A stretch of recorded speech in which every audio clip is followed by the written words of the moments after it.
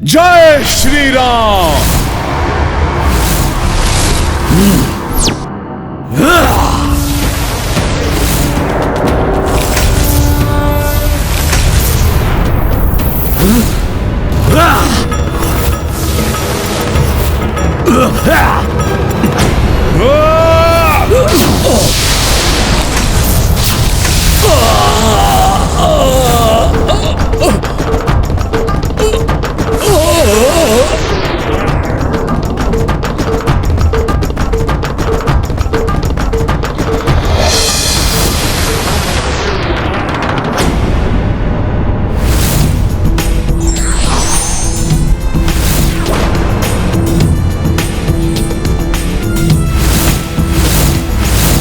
प्रभु श्री राम की जय।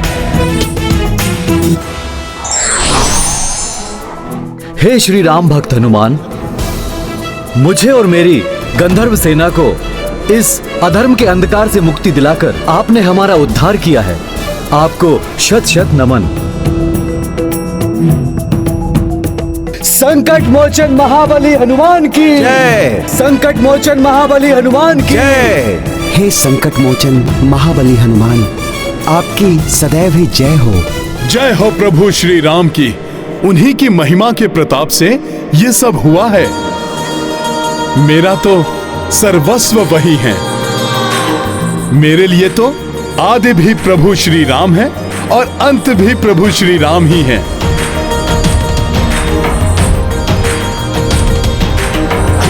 पुनः हृदय में पीड़ा, ये क्या हो रहा है? अयोध्या नरेश प्रभु श्री राम की अधीनता स्वीकार करते हुए मैं कैकई राज्य युद्ध जीत को लौटाता हूँ और कुमार भरत और मैं अपने दोनों गंधर्व राज्य आपको और आपके वीर पुत्र पुष्कल को भेंट स्वरूप उपहार में देता हूँ।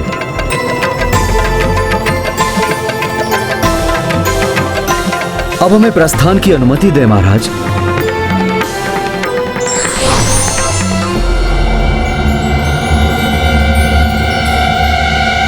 आपको क्या हुआ हनुमान जी? आपको प्रसन्नता होने के स्थान पर आपका मुख मलिन क्यों प्रतीत हो रहा है? ये मुझे क्या हो रहा है? इतनी व्याकुलता क्यों हो रही है?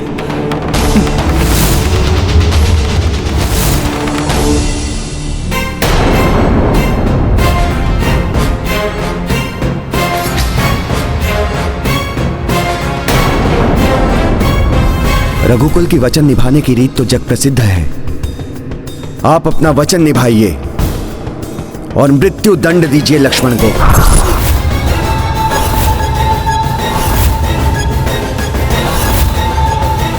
प्रभु, मुझे श्री ब्रह्मा जी का जो संदेश आपको देना था वो मैं दे चुका हूं। अब मुझे प्रस्थान की आज्ञा दीजिए।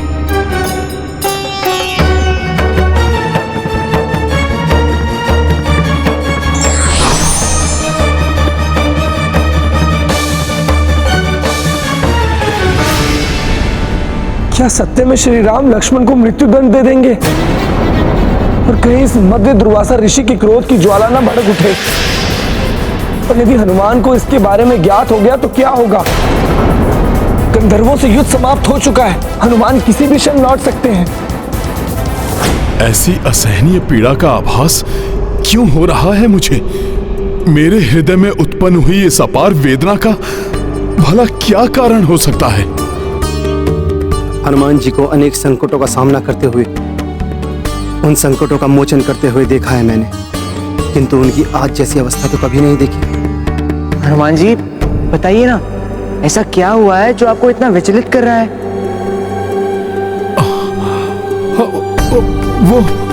वो अवश्य किसी बड़ी दुविधा में है। कौन है दुविधा में हनुमान जी? प्रभु, मेरे प्रभु किसी बहुत बड़ी दुविधा में है।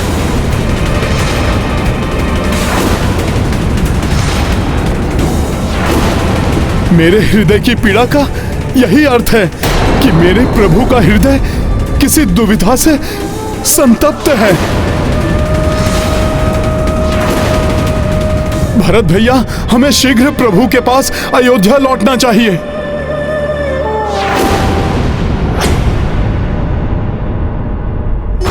तो ये सब पूर्व ही नियोजित था। मेरे द्वारा लक्ष्मण को दंड देने का संयोग देवताओं द्वारा ही उत्पन्न किया गया था, क्योंकि उन्हें भी यह भली भांति ज्ञात है कि लक्ष्मण के इस परम त्याग के पश्चात मैं भी संसार में नहीं रह सकूंगा। मैं संसार से प्रस्थान करने के लिए ब्रह्मदेव के संदेश की ही प्रतीक्षा कर रहा था, किंतु ये सब इस प्रकार होगा ये ज्ञात नहीं था मुझे। क्या हनुमान मेरे भ्राता पुत्रों और सेना के लौटने के पूर्व ही तुम्हें दंडित कर मुझे इस संसार का परित्याग करना होगा? कदाचित यही उचित है, क्योंकि यदि हनुमान को ज्ञात हुआ तो कदापि वो मुझे जाने नहीं देगा, नहीं देगा जाने। इतना विलंब क्यों हो रहा है? क्या राजा राम के द्वार पर ऋषियों को प्रतीक्षा करवाने की नवीन प्रथा प्रारंभ हुई है यहाँ? भैया, मैं तो आपको दुर्वासा ऋषि के आगमन की सूचना ही देने आया था। वो द्वार पे खड़े आपसे मिलने की प्रतीक्षा कर रहे हैं।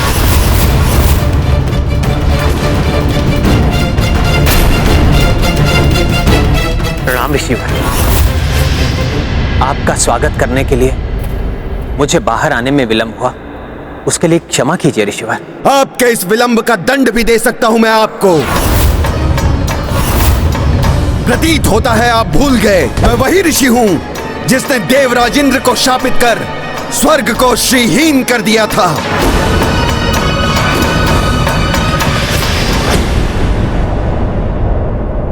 ऐसा क्या अनिष्ट होने जा रहा है जो मुझे इतना व्याकुल, इतना अधीर कर रहा है? ऐसा क्यों प्रतीत हो रहा है जैसे मेरी आत्मा ही मेरे शरीर से विलग होने वाली है? भरत भैया, मेरा धीरज छूट रहा है। एक विचित्र सी चिंता मेरे मन में समा गई है। मुझे शीघ्र अतिशीघ्र अयोध्या पहुंचना चाहिए। आप रुकिए मत हनुमान, आप तीव्र गति से अयोध्या पहुंचिए, हम भी शीघ्र ही पहुंच रहे हैं।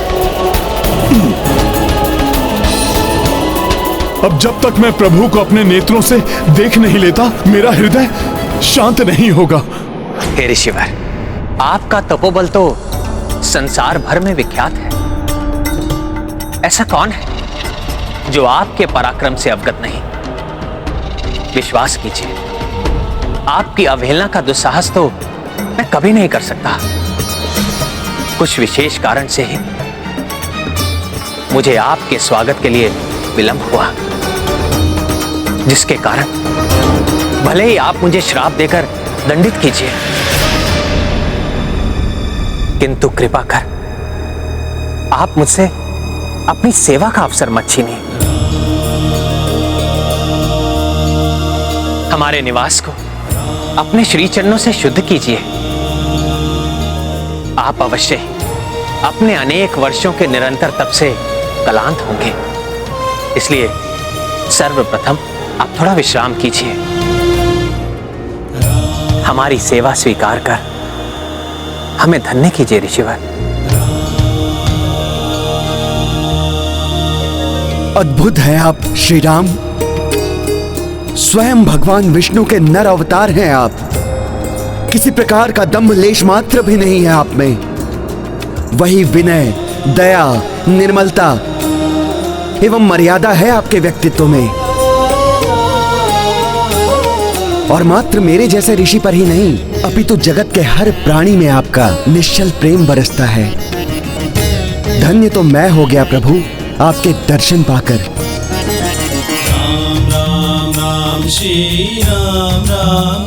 हे ऋषिवर, मैं जो भी हूं इसका कारण आप जैसे महातपस्वियों की कृपा दृष्टि और अपने पूर्वजों के आशीष से ही हूं।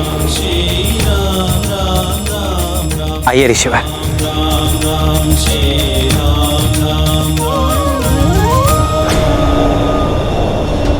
अपने प्रभु श्री राम के मंगल चरणों के शुभ दर्शन पाने में अब कुछ ही क्षण शेष हैं। ऋषिवर, हमारे इस अतिथि गृह में आसन ग्रहण कीजिए।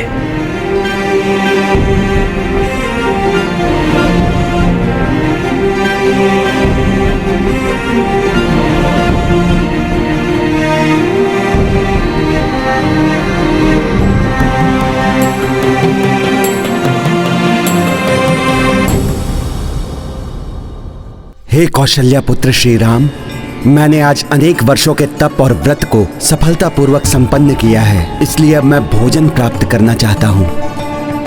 आप मेरे लिए भोजन का आयोजन कीजिए। तप के पश्चात मुझे बहुत तीव्र भूख लगी है, उसी को शांत करने यहाँ आया हूँ। ये तो हमारा सौभाग्य होगा ऋषिवर। मैं अभी आपके भोजन की व्यवस्था करवा देता हूँ। किंतु श्री राम, मैं वही भोजन करूंगा जो इतने वर्षों की प्रतीक्षा के बाद अपने स्वाद से मुझे संतुष्ट कर दे, मेरे मन को तृप्त कर दे, और ऐसा भोजन तो मात्र पुत्री सीता ही बना सकती है। मैं उन्हीं के हाथों बना भोजन स्वीकार करूंगा।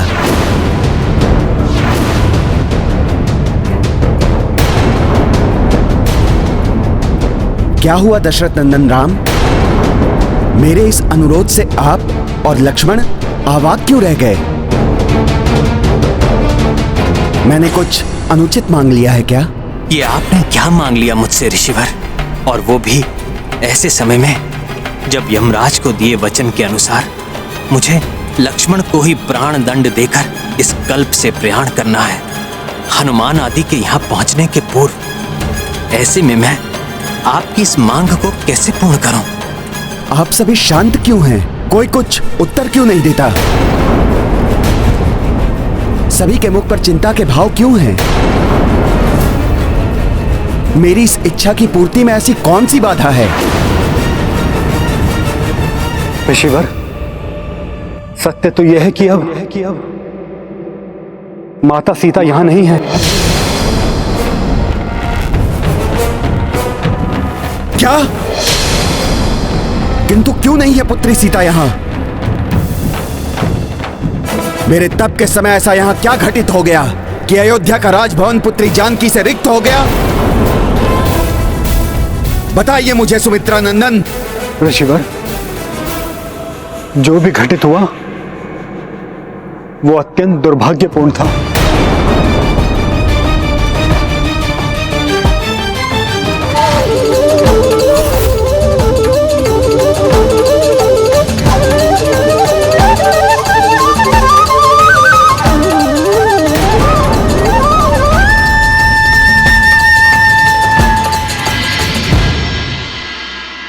घोर अन्याय हुआ पुत्री सीता के साथ। उस समय मैं यहां उपस्थित होता तो पवित्रता की मूरत पुत्री जानकी के चरित्र पर प्रश्न चिन्ह लगाने वाले उस नीच व्यक्ति को मैं शाप देकर उसी समय भस्म कर देता।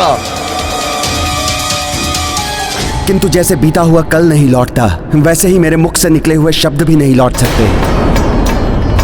अब मैं भोजन तो वही करूंगा जो पुत्री सीता बनाएगी।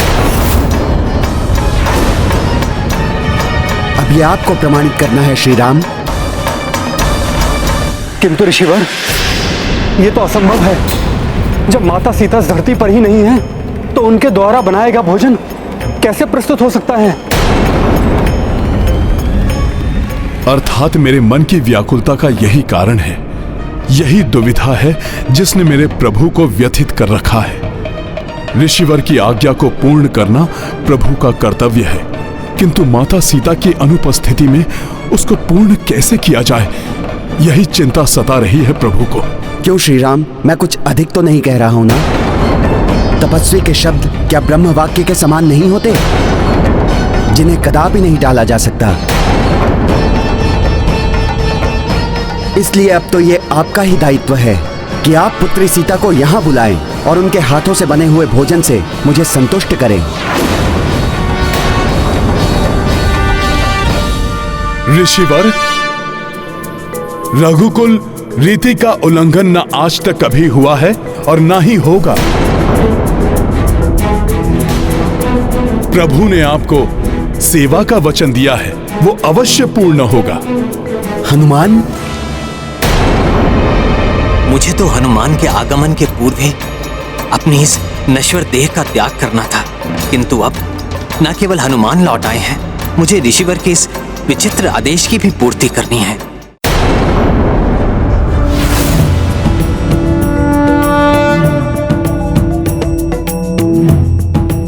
प्रणाम ऋषिवर। प्रणाम प्रभु। ऋषिवर, आपको माता सीता के हाथों का बना भोजन अवश्य प्राप्त होगा। ये क्या कह रहे हैं हनुमान? ये कैसे संभव है? यदि हम वचन देकर उसे पूर्ण ना कर सके तो ऋषिवर दुर्वासा के प्रचंड क्रोध से कौन परिचित नहीं, ज्ञात नहीं। वो क्या श्राप दे दें? हनुमान उनके इस आदेश को स्वीकार कर कोई बड़ी भूल तो नहीं कर रहा। हनुमान जी, मुझे ज्ञात है आप सदैव प्रभु श्री राम के कार्य को पूर्ण करने के लिए तत्पर रहते हैं, किंतु ऋषिवर को ऐसा वचन मत दीजिए जिसे पूर्ण करना आपके लिए भी असंभव हो। आप निश्चिंत रहें लक्ष्मण भैया। ये तो सर्वविदित है कि माता सीता अयोनिज हैं, अर्थात जिनका जन्म ही नहीं हुआ, भला उनकी मृत्यु कैसे हो सकती है? इसीलिए माता अभी भी सृष्टि में ही व्याप्त हैं और सदैव व्याप्त रहेंगी। और मुझे विश्वास है वो अपने इस पुत्र की सहायता अवश्य करेंगी। माता मेरे पुकारने पर अवश्य आएंगी। तुमने वचन दिया है हनुमान, अब उसका निर्वहन तुम्हारा कर्तव्य है, जिसके लिए मैं तुम्हें एक पहर का समय देता हूँ। भोजन के लिए मैं उतनी ही प्रतीक्षा कर सकता हूँ। और स्मरण रहे, पुत्री सीता के हाथों के भोजन का स्वाद मुझे भली भांति स्मरण है। ऋषिवर, आप निश्चिंत रहें, मैं आपको कदापि निराश नहीं करूंगा।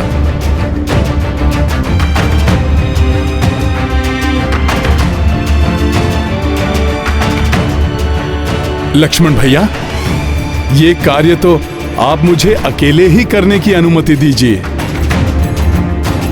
आप यहीं सभी के साथ रुकिए।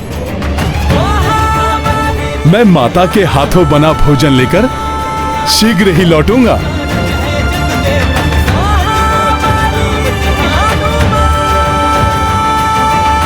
हनुमान ने ऋषिवर द्वारा उत्पन्न की इस परीक्षा का भार तो अपने ऊपर ले लिया, किंतु मुझे तो उससे भी कठिन परीक्षा देनी है। अपने हाथों अपने प्रिय भ्राता लक्ष्मण को मृत्यु दंड देकर उसके साथ इस मृत्यु लोक से प्रस्थान करना है। क्या उसमें हनुमान मेरा साथ दे सकेगा?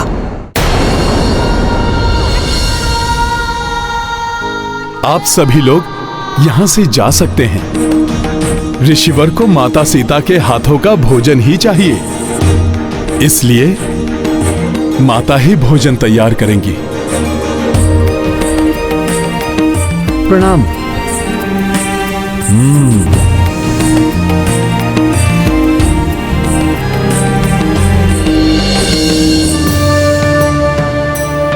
माता, आज आपको संपूर्ण अयोध्या की प्रभु के वचन की, आपके इस पुत्र के विश्वास की लाज रखनी है। माता, मेरी सहायता कीजिए। हनुमान अब क्या करने वाले हैं? क्योंकि मुझे भय है, यदि वे समय पर भोजन लेकर नहीं आए तो कहीं ऋषिवर के श्राप के भागी ना बन जाएं। हनुमान ने तो ऋषिवर की बात मान ली, किंतु वो कैसे मेरी सीता के हाथों का बना भोजन लेकर आ सकता है? यदि मेरे दिए हुए समय के अनुसार हनुमान भोजन लेकर उपस्थित नहीं हुए तो मेरे श्राप के कोप से उन्हें कोई रक्षित नहीं कर पाएगा। आज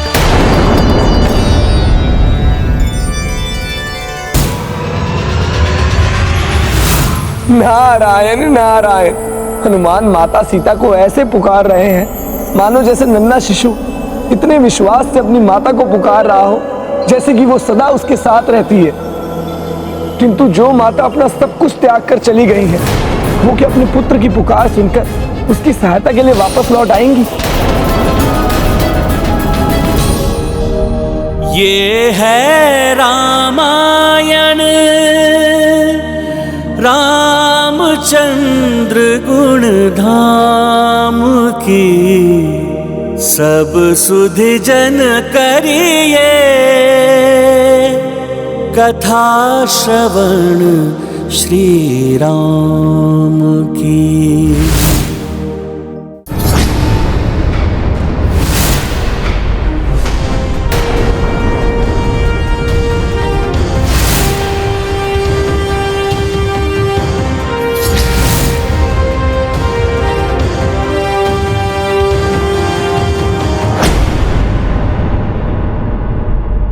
जब तक हनुमान जी माता सीता के हाथों बना भोजन प्रस्तुत नहीं करेंगे, प्रभु श्री राम जी और लक्ष्मण जी संसार नहीं त्याग सकेंगे।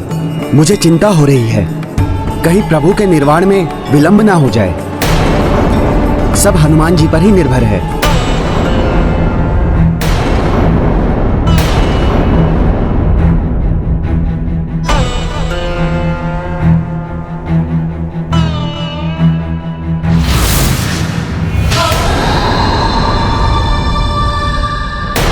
माता, आप यहाँ सभी के कुशल का ध्यान रखने का दायित्व मुझे सौंप कर गई थी। माता, मैं बस उसी को पूर्ण करने का प्रयास कर रहा हूँ। माता, अभी यदि विलंब हुआ तो ऋषि दुर्वासा की क्रोधाग्नि जागृत हो सकती है, जिसमें सभी भस्म हो सकते हैं। माता, इसलिए माता आपको कृपा करनी ही होगी, अन्यथा मैं आपके और प्रभु श्री राम के कार्य को पूर्ण करने में असफल हो जाऊंगा। माता, आपको दर्शन देना ही होगा, देना ही होगा माता, देना ही होगा माता।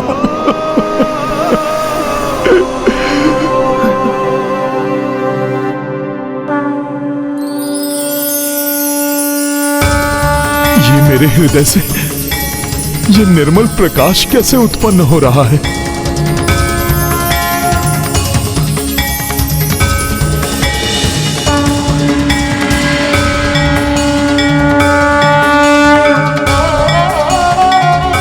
माता, प्रणाम माता।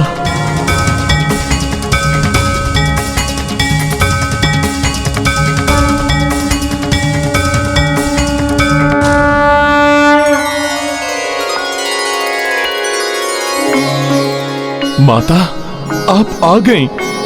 आपने अपने इस पुत्र की लाज रख ली माता।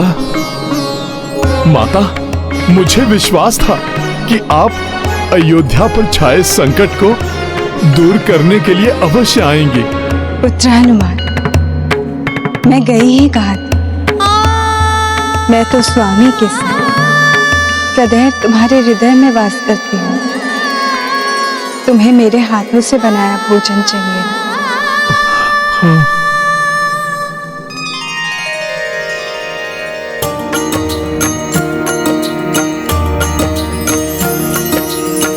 सीता प्रगति कपि के बुलाए, अपने हाथों रसोई बनाए।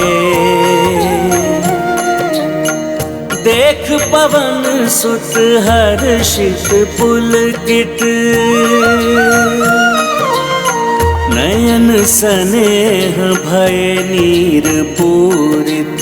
राम सिया राम जय हनुमान। राम सिया राम जय हनुमान। ये गाथा महाबली हनुमत की, रुचिकर लीला राम भगत की। जय जय जय रघुनंदन राम, जय जय जय महाबली हनुमान। जय जय जय रघुनंदन राम, जय जय जय महाबली हनुमान। पुत्र, ऋषिवर को भोजन करवाने के पश्चात प्रभु श्री राम, पुत्र लवकुश और संपूर्ण परिवार को भी भोजन अवश्य करवाना। तुम भी भोजन अवश्य करना पुत्र। अपने इस पुत्र द्वारा ऋषिवर को दिए हुए वचन को सत्य करने के लिए माता, आपको अनेकों धन्यवाद। प्रणाम माता।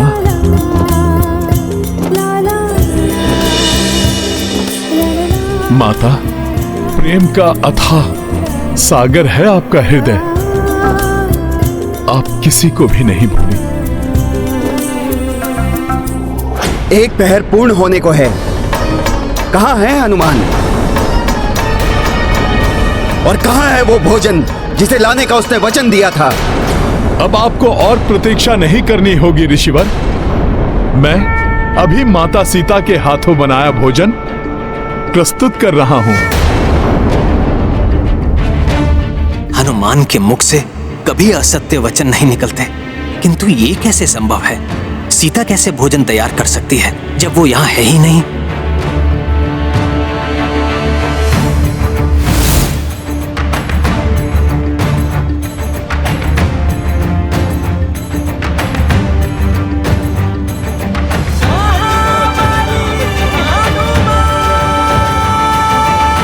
आप सभी मुझे विस्मय से देखते ही रहेंगे या फिर मेरी सहायता भी करेंगे?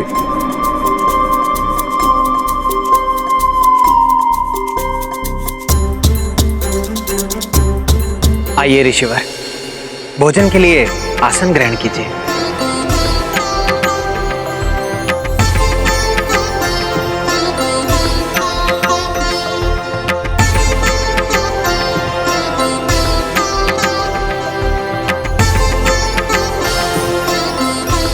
हनुमान, भोजन तो तुम अवश्य ले आए हो, किंतु स्मरण रखना मैंने क्या कहा था। मुझे स्वाद में कोई भेद नहीं मिलना चाहिए। ऋषिवर, सच्ची निष्ठा तो असंभव को भी संभव बना देती है। मैंने अपने प्रभु श्री राम के समक्ष आपको वचन दिया है ऋषिवर।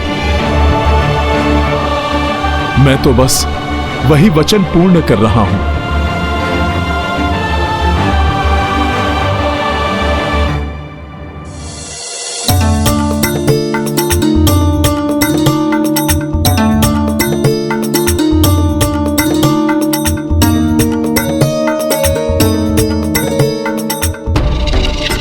हनुमान जी ने अनेकों बार अपनी भक्ति की शक्ति से असंभव कार्य किए हैं, किंतु आज ये माता के हाथों का भोजन प्रस्तुत करना, क्या ये सत्य है?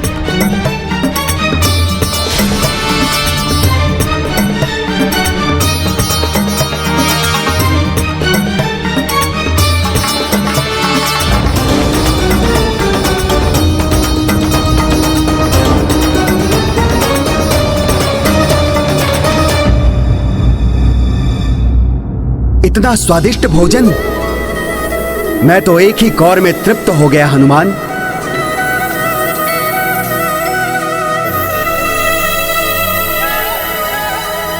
ये तो सत्य में पुत्री सीता के हाथों बना प्रसाद है हनुमान। ये गाथा महाबली हनुमत की, रुचिकर लीला राम भगत की। जय जय जय रघुनंदन राम, जय जय जय महाबली हनुमान।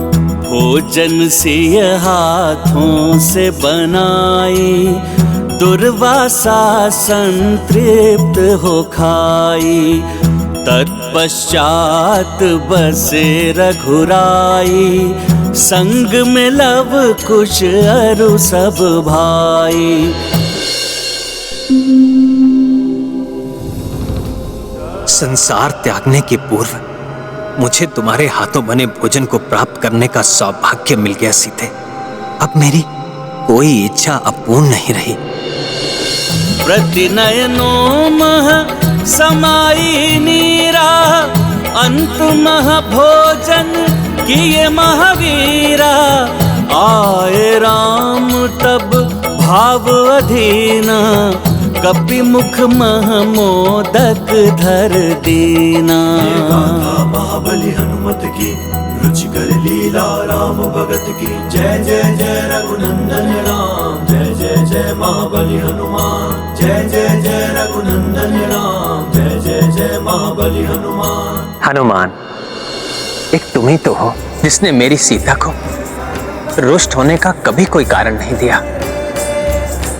इसलिए वो तो मात्र तुम्हारे बुलावे पर ही आ सकती थी, और वो आई भी। इसलिए मैं एक बार पुनः तुम्हारा धन्यवाद करता हूं।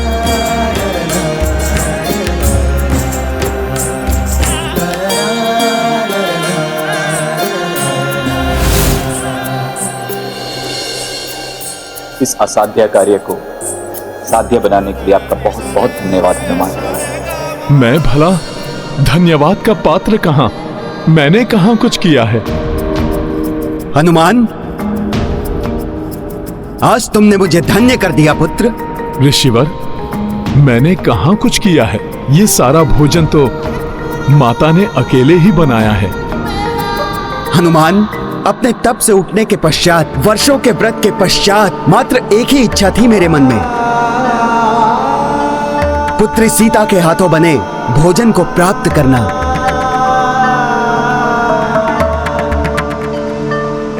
उनके त्याग का ज्ञान था मुझे, किंतु फिर भी मैं अपने इस इच्छा का दमन नहीं कर सका। आज तुमने उनका आवाहन कर मेरी ये इच्छा भी पूर्ण कर दी। मैं तुम्हें आशीष देता हूं हनुमान। तुम्हारी भक्ति की शक्ति की ख्याति तो युग युगांतर तक रहेगी।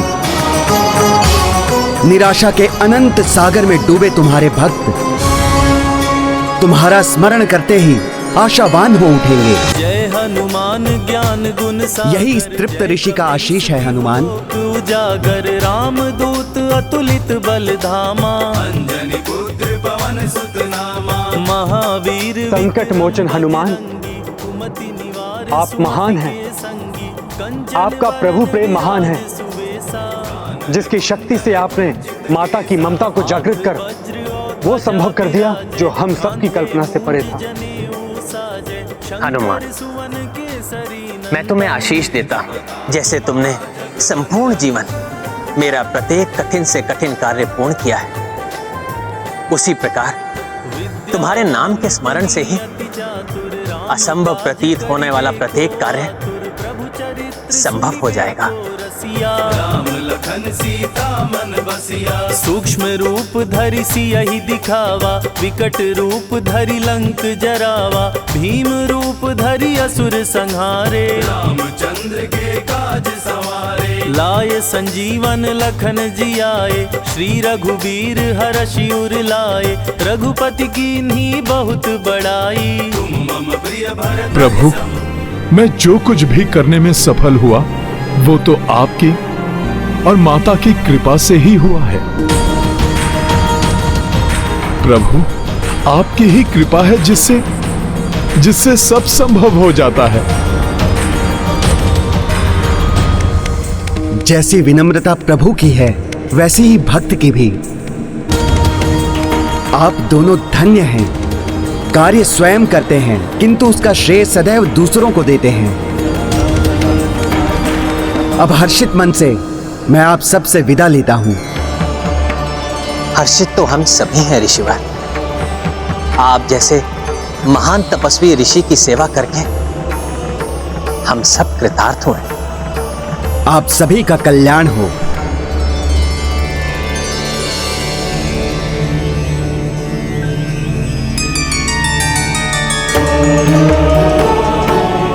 अब आगे का मार्ग मैं स्वयं तय करूंगा। आप सभी लौट जाइए। कल्याण हो।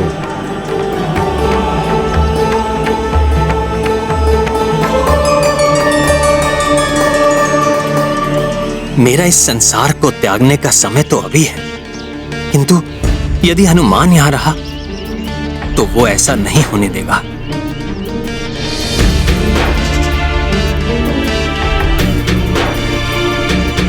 हनुमान, ऋषिवर इतनी लंबी तपस्या के बाद लौट कर आए थे, किंतु अब वो। प्रभु, मैं समझ गया। मैं स्वयं अपने हथेली पर बिठाकर उनके आश्रम तक छोड़ आऊंगा। प्रणाम प्रभु।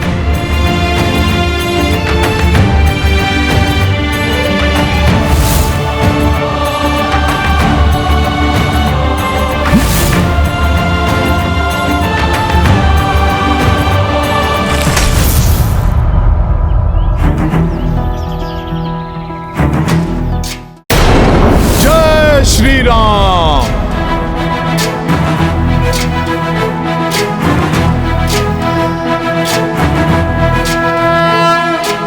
प्रणाम ऋषिवर।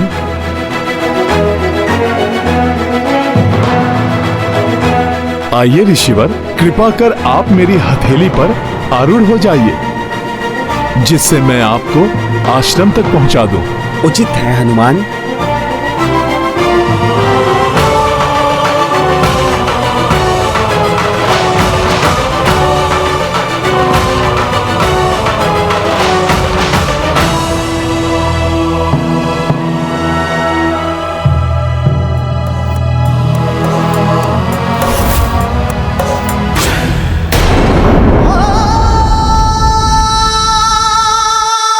भैया, ऋषिवर का सत्कार तो पूर्ण हुआ। अब मैं अपने दंड के लिए प्रस्तुत हूं।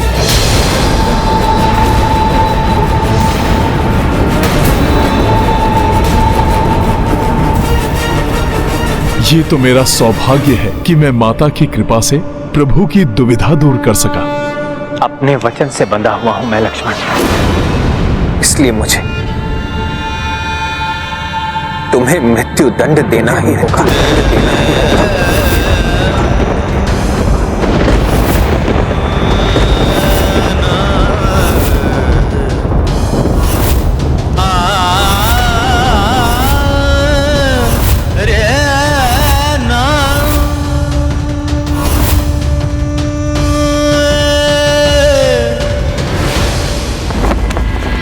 हमारी अनुपस्थिति में इतना कुछ घटित हो गया और हमें आभास तक नहीं हुआ। किंतु आश्चर्य, हनुमान जी को तो गंधर्वों के साथ युद्ध करते समय ही ज्ञात हो गया कि भैया किसी बड़ी दुविधा में है। हाँ भैया, वहां हनुमान को देख के ऐसा प्रतीत हो रहा था मानो जैसे वे भीतर ही भीतर टूट रहे हैं। मेरे परम भक्त हैं हनुमान। उन्होंने तो अपने तन मन धन से अपने आप को ही मुझे समर्पित कर दिया है। मुझे अपने हृदय में बसा रखा है। कदाचित इसीलिए मेरे हृदय की पीड़ा का भान सर्वप्रथम उन्हें ही हुआ। फिर तो यदि उन्हें यह ज्ञात हो गया कि यहाँ क्या घटित हुआ है, तो वो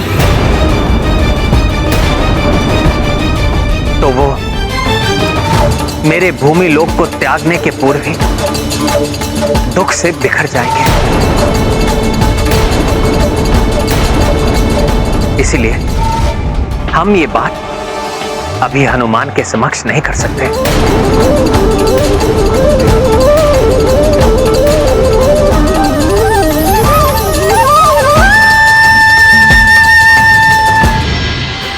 हनुमान ज्ञान गुण सागर, जय कपीस तिहु लोक उजागर। राम दूत अतुलित बल धामा, अंजनी पुत्र पवन सुत नामा। महावीर विक्रम बजरंगी, कुमति निवार सुमति के संगी। कंचन वरन विराज सुवेसा, कानन कुंडल कुंचित केसा। हाथ वज्र और ध्वजा विराजे, कांधे। लीजिए ऋषिवर, हम आश्रम पहुंच गए।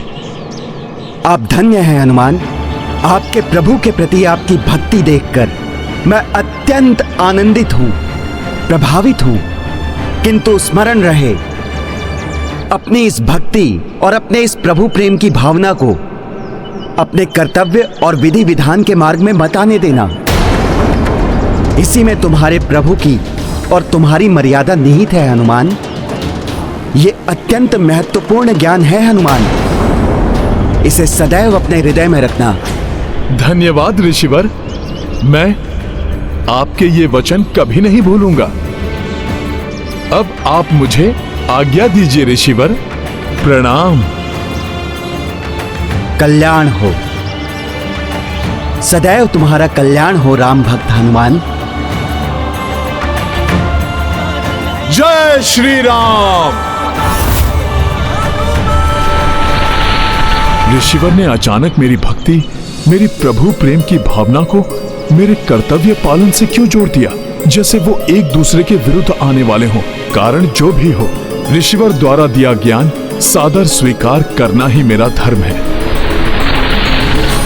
हाँ, यदि हनुमान को तनिक भी आभास हुआ तो वो मुझे लक्ष्मण को दंडित कर मुझे उसके साथ भूलोक से प्रस्थान कभी नहीं करने देगा। हनुमान ही नहीं भैया, ये तो हम भी नहीं करने देंगे आपको।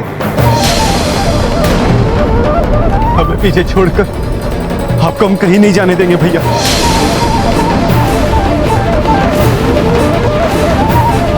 मेरे भ्राता, यदि मैं तुम्हें छोड़कर नहीं गया तो अयोध्या की प्रजा का ध्यान कौन रखेगा?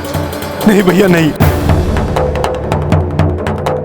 अब इस प्रकार बार बार हम दोनों को अकेला छोड़कर नहीं जा सकते। आपके वनवास के समय आपने जो हमारे साथ किया, हम वो पुनः होने नहीं दे सकते। हाँ भैया, उस समय तो मैं आपका आदेश मानकर लौट आया था, किंतु यदि इस बार ऐसा हुआ तो मैं आपके आदेश का उल्लंघन करूंगा।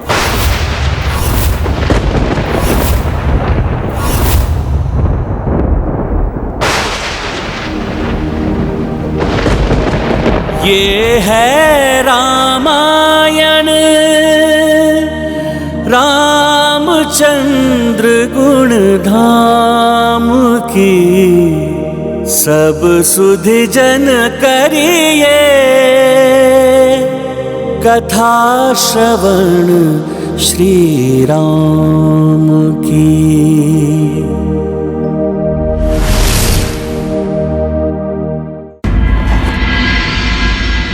यदि हनुमान को तनिक भी आभास हुआ तो वो मुझे लक्ष्मण को दंडित कर मुझे उसके साथ भूलोक से प्रस्थान कभी नहीं करने देगा।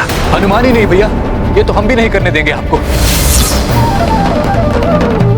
हमें पीछे छोड़कर आपको हम कहीं नहीं जाने देंगे भैया। मेरे भ्राता, यदि मैं तुम्हें छोड़कर नहीं गया तो अयोध्या की प्रजा का ध्यान कौन रखेगा? नहीं भैया नहीं, अब इस प्रकार बार बार हम दोनों को अकेला छोड़कर नहीं जा सकते।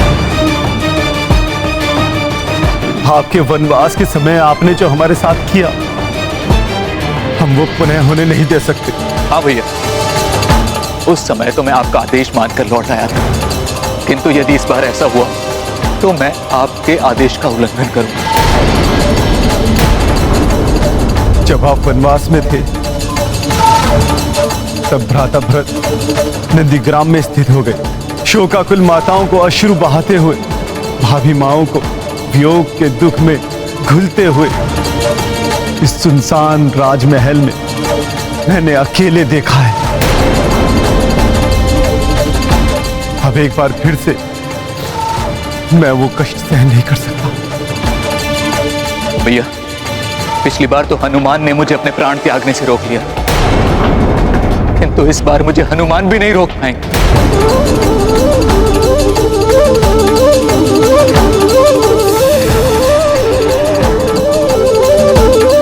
भैया, इस बार हनुमान जी भरत भैया को तो क्या, मुझे भी नहीं रोक पाएंगे।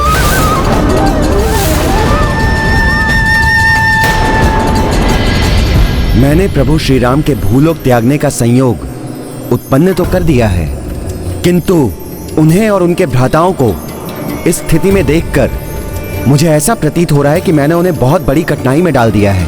मनुष्य हो या ईश्वर, धर्म का पालन तो किसी के लिए भी सरल नहीं। धर्म के मार्ग में अनेक कठिनाइयां आती हैं, पग पग पर त्याग करना पड़ता है, किंतु जो धर्म के लिए अपना सर्वस्व निछावर करते हैं वही इस संसार के लिए श्रेष्ठतम उदाहरण प्रस्तुत करता है और पूजनीय बनता है। ऋषिवर दुर्वासा को सकुशल उनके आश्रम पहुंचाकर मैंने प्रभु का कार्य तो कर दिया, फिर भी मेरा मन इतना अशांत क्यों है? क्या उसका संबंध ऋषि दुर्वासा के द्वारा कहे गए वचनों से तो नहीं? अनायास ऐसा आभास हो रहा है जैसे प्रभु मुझसे दूर जा रहे हैं। कदाचित प्रभु के दर्शन पाकर ही मेरा चित्त शांत होगा। हमें जो भी निर्णय लेना है हनुमान के यहाँ पहुंचने के पूर्व ही लेना, क्योंकि अब वो आते ही होंगे। भ्राता भारत, एक राजा विहीन राज्य तो पिता विहीन परिवार के समान होता है। मेरे और लक्ष्मण के प्रस्थान के पश्चात अयोध्या को तुम्हारी आवश्यकता होगी। मैं तुम्हें राजा नियुक्त कर शत्रुघ्न को राजकाज में तुम्हारी सहायता के लिए छोड़कर जाने का इच्छुक हूं।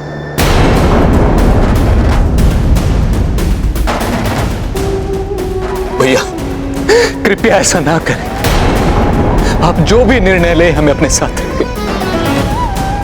आपके बिना तो प्राण विहीन हो जाएंगे भैया, हम राजधर्म नहीं निभा सकेंगे। अब आप ही बताइए भैया, प्राण विहीन होकर जब हम एक दूसरे का ध्यान रखने में अक्षम रहेंगे तो राज्य का कार्यभार कैसे संभाल पाएंगे? इससे उत्तम तो यही होगा भैया कि आपकी आज्ञा ना मानने के दंड स्वरूप लक्ष्मण के समान हम दोनों को भी मृत्यु दंड दे दीजिए।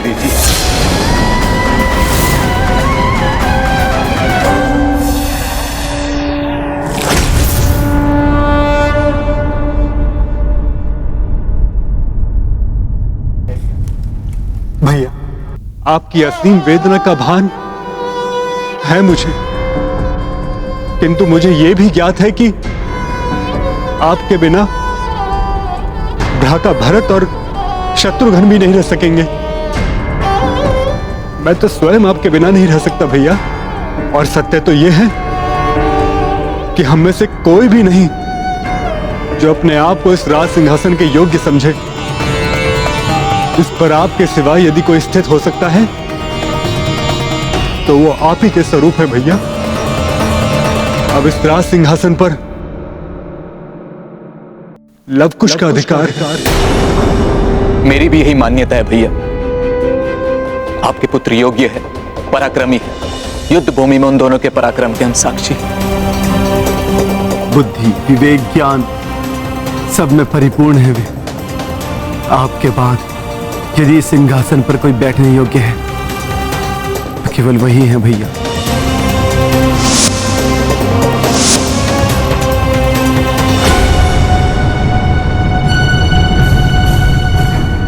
नारायण नारायण। प्रभु और उनके भ्राता तो विचार विमर्श में खोए हैं। समय बीतता जा रहा है, कहीं इस बीच हनुमान लौटकर उनकी वार्तालाप ना सुन ले, उन्हें ज्ञात ना हो जाए कि निकट भविष्य में क्या होने वाला है। अन्यथा वही होगा जिसका भय हमें नहीं स्वयं प्रभु श्री राम को भी था। देवर्षि नारद, हनुमान को जितना मैं समझता हूँ उसके अनुसार तो प्रभु के भूलोक त्यागने का विचार सुनकर वो प्रभु प्रेम में बह जाएंगे और ऋषि दुर्वासा की बात तो क्या, वो सब कुछ भुला बैठेंगे। क्योंकि जब वो गंधर्वों से युद्ध कर रहे थे और यमराज ने ब्रह्मदेव का संदेश प्रभु श्री राम तक पहुंचाया था, तब उनके आभास मात्र से ही हनुमान की क्या स्थिति हुई थी वो हम सब में से किसी से छिपी नहीं है। अब जब हम सब ने निश्चय कर ही लिया है तो हमें लवकुश के राज्य अभिषेक की तैयारी करनी चाहिए। लवकुश को ही अयोध्या का आधा आधा राज्य सौंपकर हम चारों भ्राता एक साथ सरयू के पावन जल में जल समाधि लेंगे।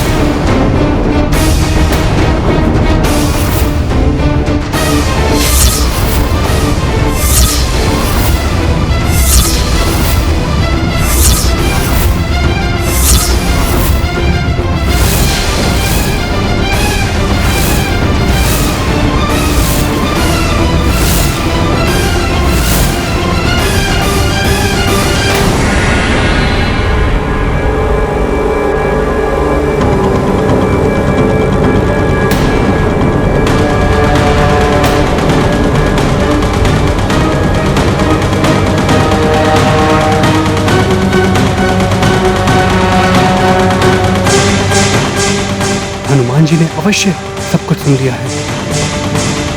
अब क्या होगा, क्या करेंगे हनुमान?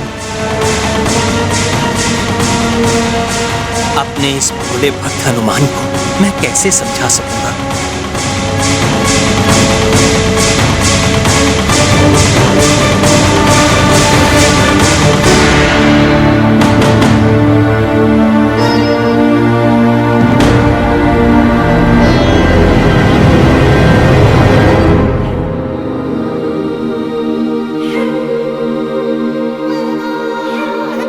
प्रभु, मैं ऋषि दुर्वासा जी को उनके आश्रम छोड़कर आ गया।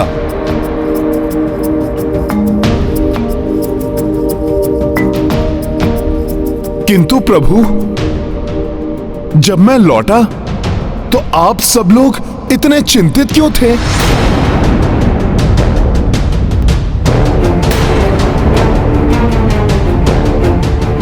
प्रभु, ऐसी कौन सी चिंता है जिसके निवारण के लिए आप सभी यहां इतनी गंभीरता से विचार विमर्श कर रहे थे?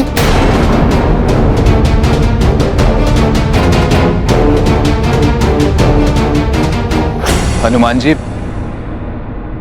हम तो बस लव कुश के भविष्य के बारे में बातें कर रहे थे। जिनके भविष्य के विषय में हम निर्णय ले रहे हैं, बहुत समय से उनके दर्शन नहीं हुए। हनुमान जी, क्या आप उन्हें यहां ढूंढ के ला सकते हैं? हाँ लक्ष्मण भैया, उन दोनों के साथ तो मुझे भी बहुत आनंद आता है। लक्ष्मण भैया, मैं अभी गया और उन दोनों को लेकर अभी आया।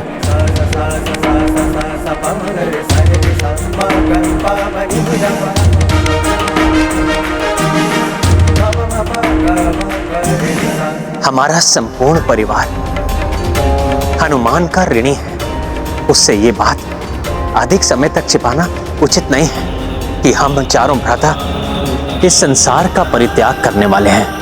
अभी तो उसे इस बात का ज्ञात नहीं है, किंतु कभी ना कभी तो अवश्य होगा। तब एक साथ दुखों का पहाड़ नहीं टूट पड़ेगा उन पर। अब जब हम निर्णय ले ही चुके हैं, तो आप तीनों लव कुश को समझाकर उन्हें उनके राज्य अभिषेक के लिए तैयार कीजिए। मैं हनुमान को बताने का, उसे समझाने का प्रयास करूंगा, जिससे वो धैर्यपूर्वक मेरा जाना स्वीकार कर सके। यह संभव कार्य केवल एक ही स्थान पर संभव हो सकता है। मैं हनुमान को वहीं लेकर जाऊंगा।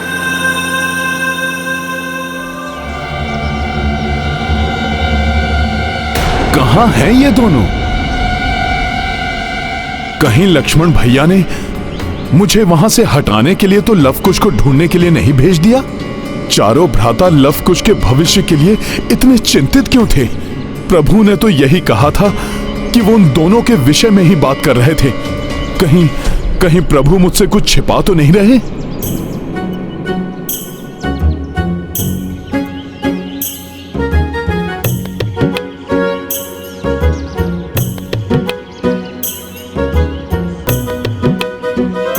यहां मेरा पीछा कौन कर रहा है? अवश्य ये तो लव कुश ही हैं।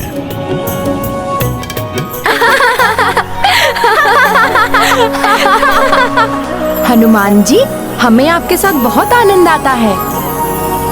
आप हमारा साथ कभी मत छोड़िएगा। मैं वचन देता हूं, कभी भी तुम दोनों को छोड़कर कहीं नहीं जाऊंगा। किंतु अभी तुम दोनों को प्रभु श्री राम ने बुलाया है। शीघ्र चलो मेरे साथ। पिताश्री ने बुलाया है? किंतु क्यों? कोई विशेष कारण है क्या हनुमान जी? मुझे तो मात्र इतना ही ज्ञात है कि तुम दोनों के भविष्य के बारे में प्रभु कुछ बताना चाहते हैं। चलो चलो राजभवन चलो। जी हनुमान जी। पिताश्री।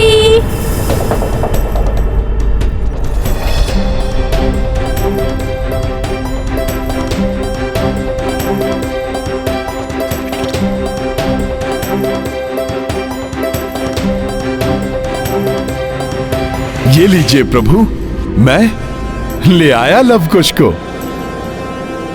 आप सभी हमारा प्रणाम स्वीकार कीजिए।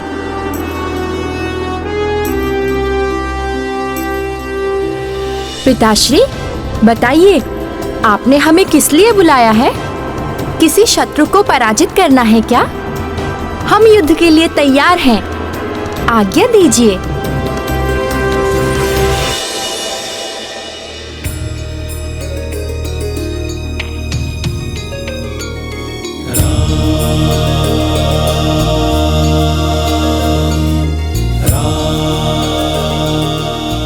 आज्ञा नहीं पुत्र, ये तो एक पिता का अनुरोध मात्र है। मुझे आशा है कि तुम मेरी बात समझोगे, उसे टालोगे नहीं। पिताश्री, आपका अनुरोध भी हमारे लिए आज्ञा समान ही तो है, और आपके आदेश का पालन करना तो पुत्र धर्म ही नहीं, राजधर्म भी है।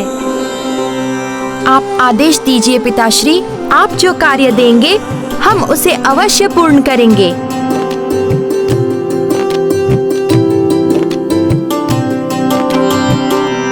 ये तुम्हें तुम्हारे काकाश्री बताएंगे पुत्र।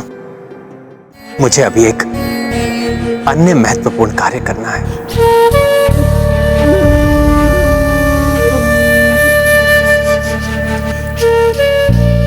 हनुमान, मुझे अभी अभी आभास हुआ है कि मुझे गोदावरी एवं फेना नदी के संगम पर स्थित वृषकपि तीर्थ के दर्शन करने के लिए जाना चाहिए।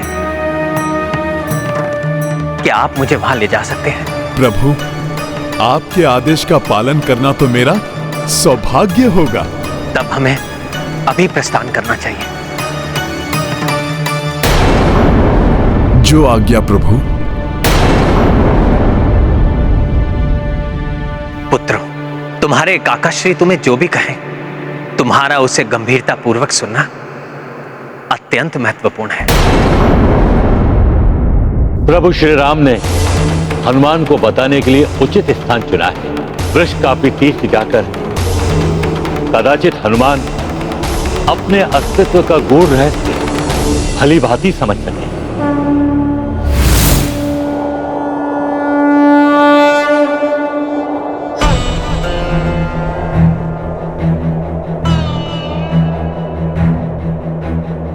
हनुमान के हृदय को भेदने वाला जो समाचार मैं उन्हें देने जा रहा हूं, उसके लिए मुझे अभी से तैयार करना चाहिए, अन्यथा एकाएक सुनकर कदाचित वो सहन न कर सके। किंतु मैं बताना प्रारंभ भी करूं तो कैसे?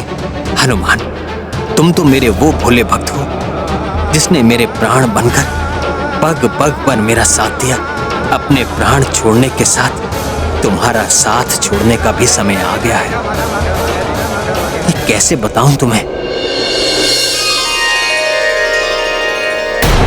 प्रभु, आपसे एक बात पूछूं? अवश्य हनुमान। कुछ ऐसी बात करो हनुमान जिससे ये हृदय विदारक समाचार तुम तक पहुंचाना मेरे लिए सरल हो जाए। मुझे ऐसा क्यों प्रतीत हो रहा है कि जैसे मैं यहाँ प्रभु पूर्व में भी कभी आया हूं, किंतु कब और क्यों उसका स्मरण नहीं है मुझे।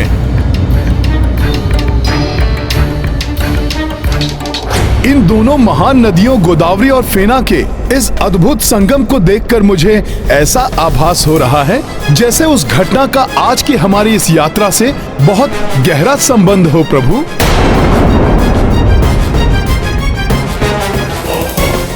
प्रभु, बड़ी विचित्र बात है, ऐसा आभास क्यों हो रहा है मुझे? प्रभु बताइए ना।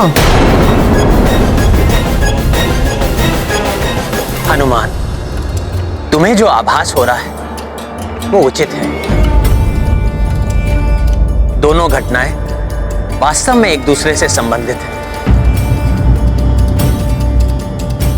हनुमान, ये वृषकपि तीर्थ है। मैं इसकी संपूर्ण कथा तुम्हें नीचे उतरने पर सुनाऊंगा। संभव है तब तुम्हें समझ में आ जाए।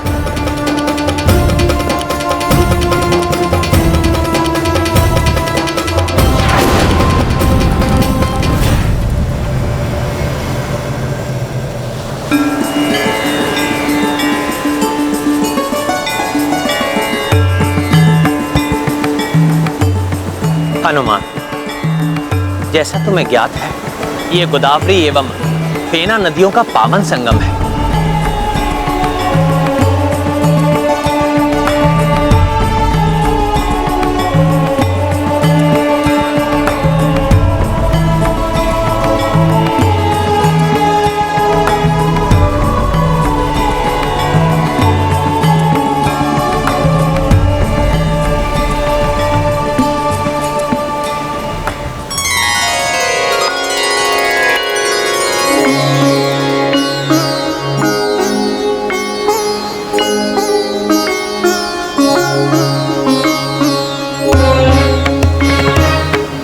तीर्थ पर आने से श्रद्धालु को भगवान शिव और भगवान विष्णु दोनों का आशीष प्राप्त होता है।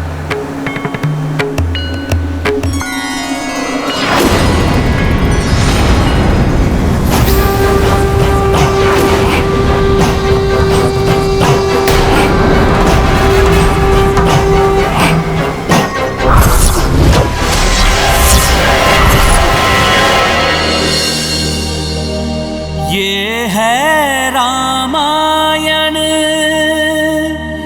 रामचंद्र गुण धाम की, सब सुधि जन करिए कथा श्रवण श्री राम की।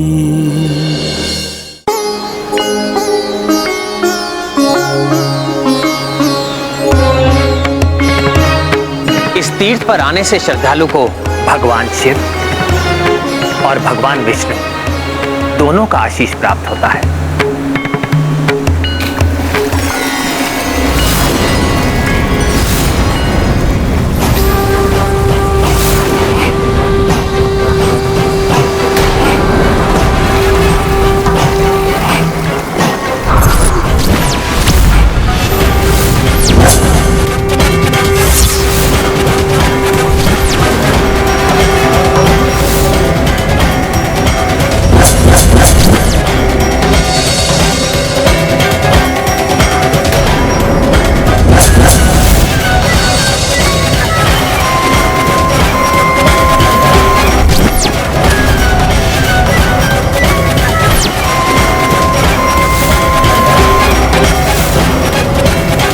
ये भगवान विष्णु और भगवान शिव की छवि वाले कौन हैं और ये मेरे समान क्यों दिखाई दे रहे हैं?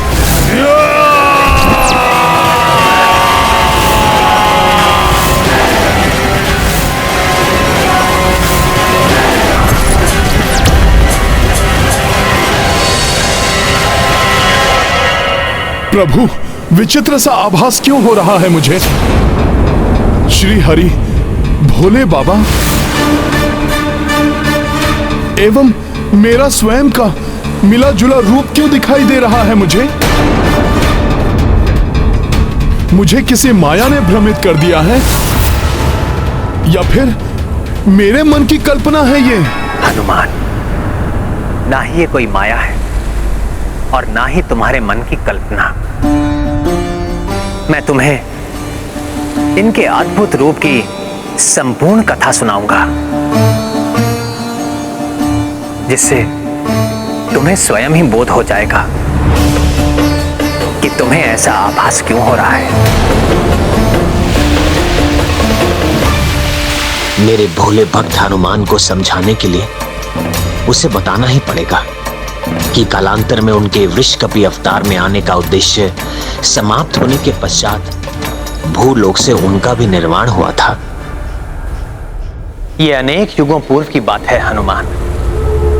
दैत्यों के पूर्वज महाबली हिरण्य का पुत्र महाशनि घोर तपस्या से प्राप्त वरदानों के कारण अनेक शक्तियों का स्वामी हो गया था, किंतु तपस्वी होकर भी दैत्य प्रवृत्ति के कारण उसने अपने आतंक से तीनों लोगों को आतंकित कर रखा था।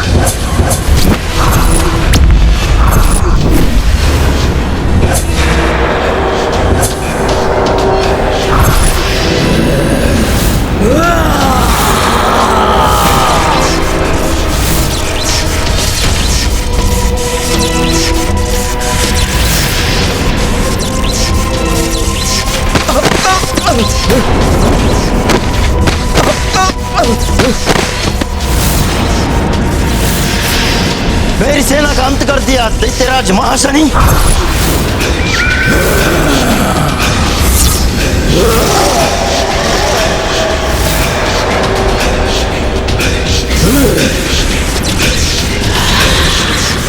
अब तुम नहीं बचोगे।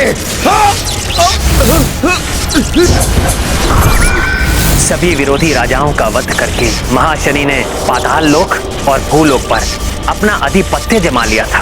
अब उसका अगला लक्ष्य था इंद्रलोक।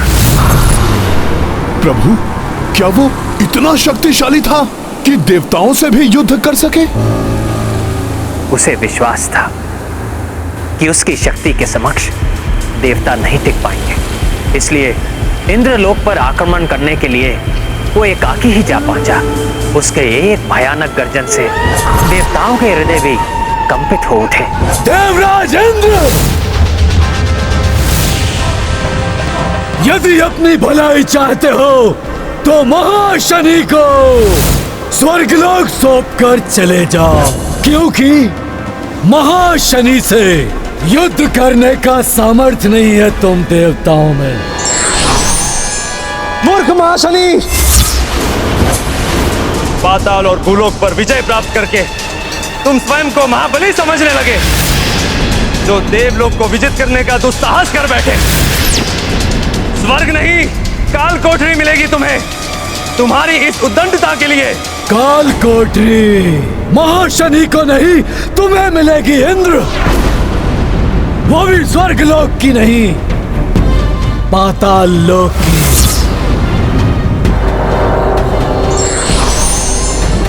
अच्छा है जो तुम सब भी आ गए देवों।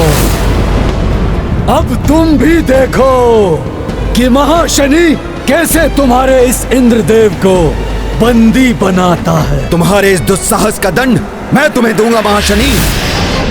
मेरे प्रचंड अग्न्यास्त्र से क्षण भर में भस्म हो जाओगे तुम।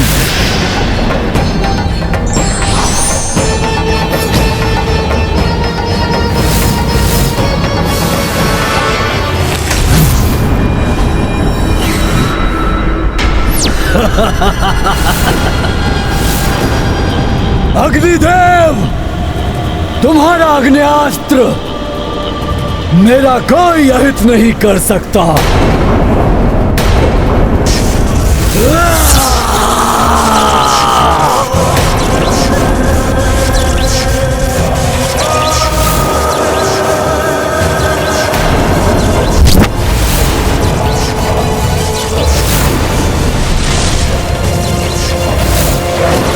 मूर्ख देवताओं, व्यर्थ ही इस इंद्रदेव को बचाने का प्रयास कर रहे हो। इन्हें तो मैं बंदी बनाऊंगा ही, किंतु अब तुम सबको भी मैं बंदी बनाऊंगा।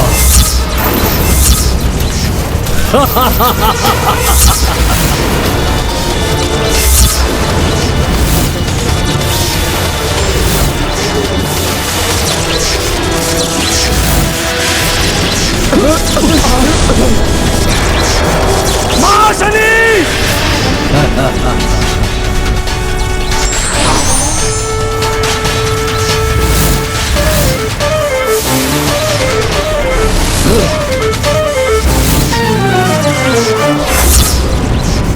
तुम्हारा वज्र भी विफल हो गया इंद्रदेव।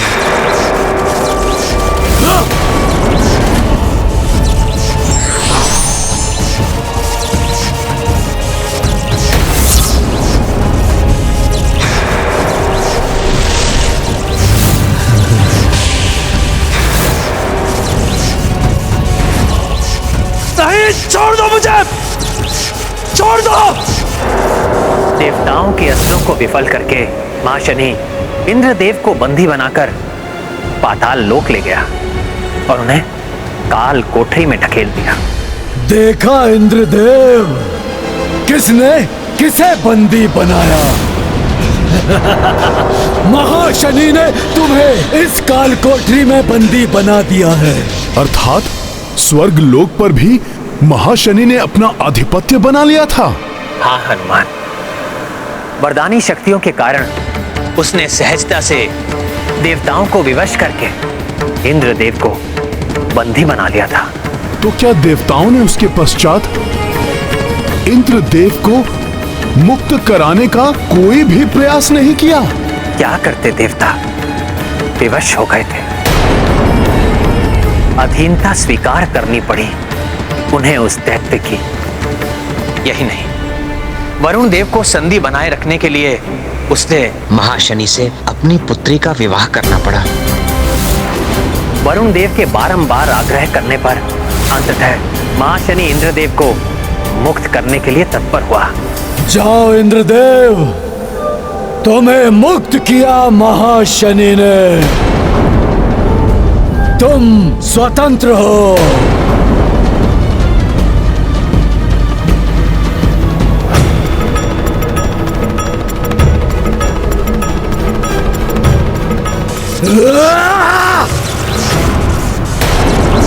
सुनो देवराज इंद्र, तुम्हें मुक्त किया है मैंने, स्वर्ग को नहीं।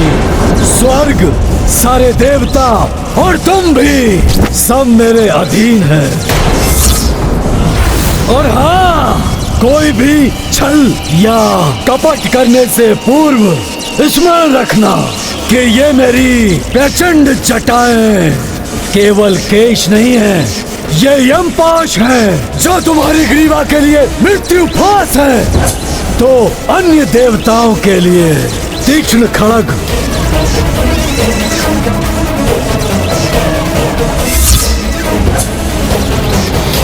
प्रभु, महाशनि ने तो इंद्र आदि देवताओं को अपने अधीन कर लिया। प्रभु, किंतु ये सब उस अद्भुत रूप से कैसे जुड़ा है जिसका आभास मुझे हुआ था? मैं वही बताने वाला हूं हनुमान। जब इंद्रदेव की पत्नी देवी सची ने परास्त हुए इंद्रदेव की दशा देखी तो उनसे रहा नहीं गया। वो ब्रह्मा जी से इसका उपाय पूछने के लिए ब्रह्मलोक जा पहुंची। तब उन्हें ब्रह्मा जी से ज्ञात हुआ कि महाशनि को वरदान प्राप्त है कि उसका वध ऐसी महाशक्ति के हाथों ही हो सकता है जो एक साथ महादेव शिव एवं श्री हरि विष्णु देव की शक्ति से उत्पन्न हुआ हो। इसीलिए देवताओं के शक्ति प्रहार का उस पर कोई भी प्रभाव नहीं पड़ रहा था। तो क्या प्रभु, ये वही रूप है जिसका मुझे यहाँ पर आने से बार बार आभास हो रहा है? महाशनि के वरदान के बारे में ज्ञात होने के पश्चात देवी सची इंद्रदेव को साथ लेकर इसी गोदावरी एवं फेना नदी के संगम पर आई और यहाँ आकर उन दोनों ने श्री हरि नारायण एवं महादेव की प्रसन्नता के लिए घोर तप किया। वर्षों के कठोर तप के पश्चात महादेव एवं श्री हरि ने उन्हें वरदान देने का निश्चय किया।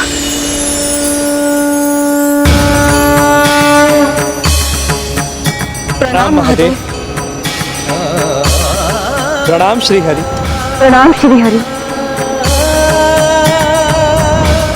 इंद्रदेव, देवी शची, आपके कठोर तप से हम प्रसन्न हुए। अतः आप दोनों तपस्या का फल प्राप्त करने के लिए अधिकारी हो गए हैं। कहिए, क्या वरदान चाहिए आपको? दुष्ट दैत्यराज महाशनि का अंत और उसकी मृत्यु से स्वर्ग आदि तीनों लोकों में शांति। तथास्तु।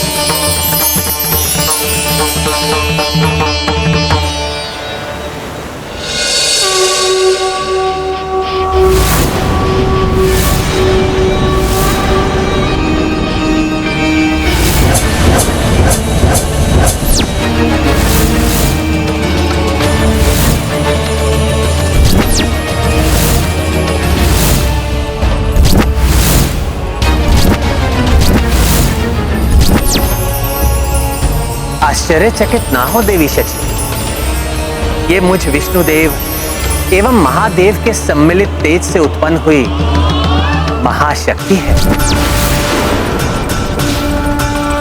इसे जगत वृषकपि के नाम से जानेगा। तीनों लोकों में अपने आतंक से हाहाकार मचाने वाले महाशनि दैत्य का वध करेगा वृषकपि।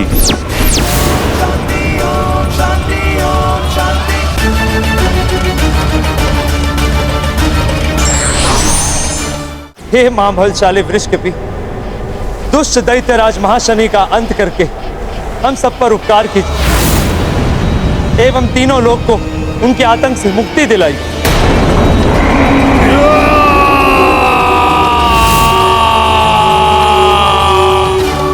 इसका अर्थ है जिस दिव्य रूप का मुझे बार बार आभास हो रहा था वो श्री हरि एवं भोले बाबा की सम्मिलित शक्ति से उत्पन्न महाबली वृषकपि का ही रूप है जो इसी संगम पर अवतरित हुए थे।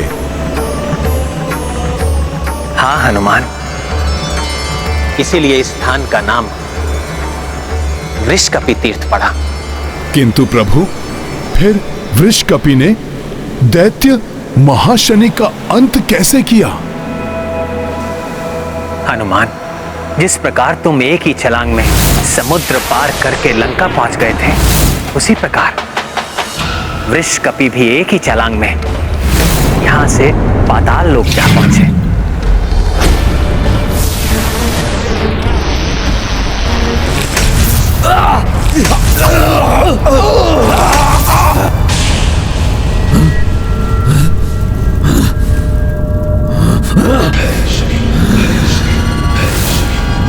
पाताल लोक में ये भूकंपन, ये धरती का फटना, किसने किया होगा ये दुस्साहस? महाशनि!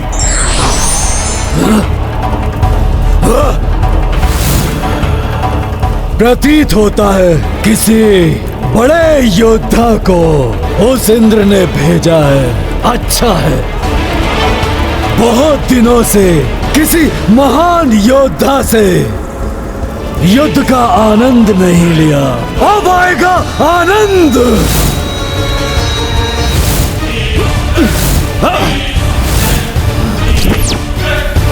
तुम जो भी हो, तुम्हारी मृत्यु तुम्हें यहां खींच लाई है।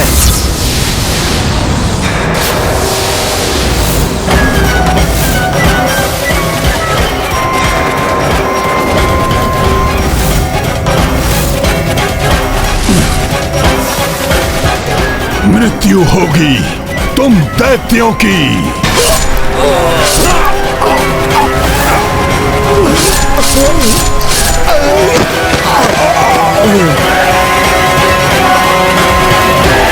महाशनि नहीं है इनमें।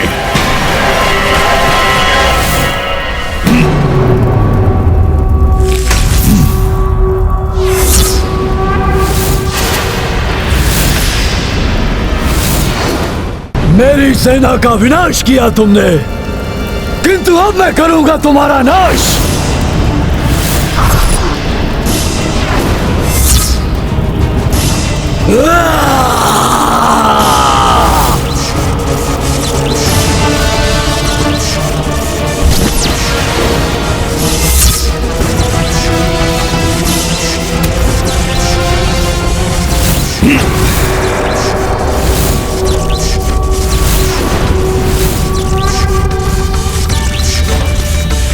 महाशनि, नाश तो होगा तुम्हारा,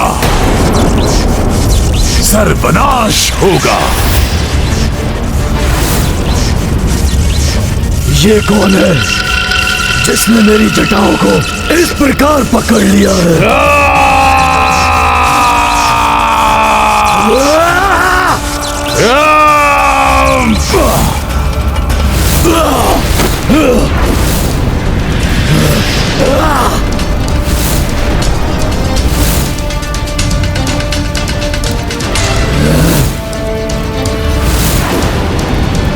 नहीं, नहीं, ऐसा नहीं हो सकता। मैं तुम्हें जीवित नहीं छोड़ूंगा।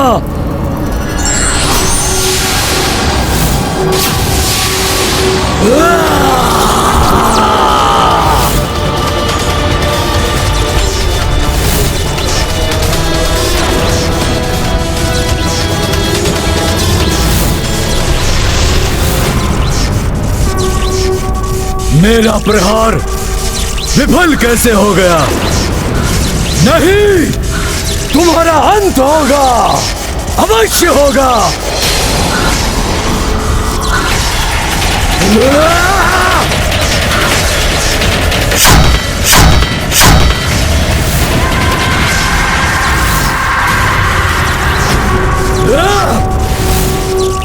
मेरी इन प्रचंड जटाओं को छोड़ दो।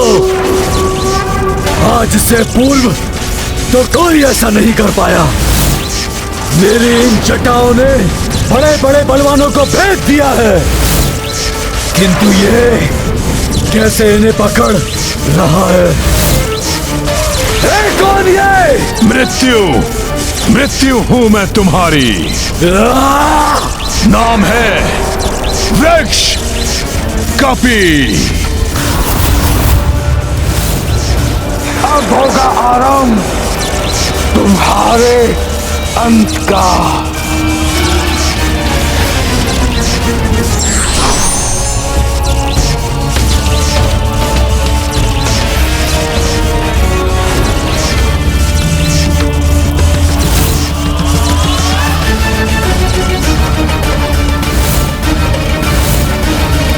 नहीं,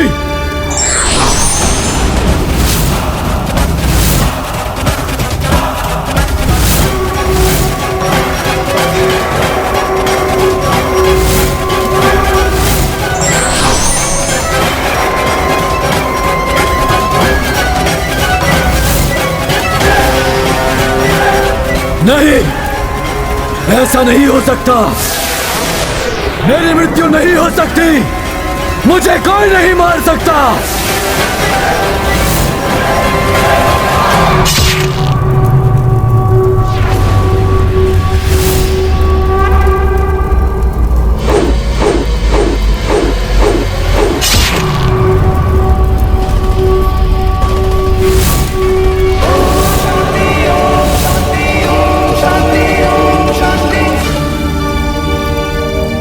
ये है रामायण,